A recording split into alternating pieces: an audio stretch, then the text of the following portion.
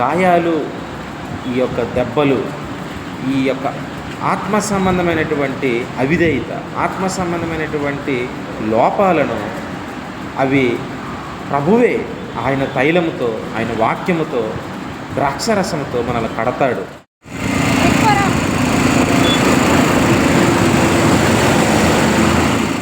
ఇంకా ఈ గాయాలు పిండబడలేదు, ఇంకా ఈ యొక్క దెబ్బలు, దానికి మందు ఇంకా అప్లై చేయబడలేదు. ఎంతకాలం ఇంకా ఇలా పరిస్థితులు దేవుని బిడ్డలారా మన ప్రభువుకి మనం అప్పగించుకుంటే ఆయన మన నిమిత్తం పొందిన దెబ్బలు, గాయాలన్నీ కూడా మనపైకి వస్తాయి, మనకి విడుదలిస్తాడు, మనం క్షేమంగా ఉంటాం, స్వస్థత పొందుతాం, రక్షణ పొందుతాం. ప్రభు మనకి అటు జీవితాన్ని దయచేయను గాక. లేదంటే చూడండి ఎంత భయంకరమైన, ఇంకా గాయాలు పిండబడలేదు, అవి మొత్తబడలేదని యెషయా గ్రంథంలో సెలవిస్తూ ఉన్నాడు. పిండబడ్డం అంటే ఇంత భయంకరంగా ఉంటుంది.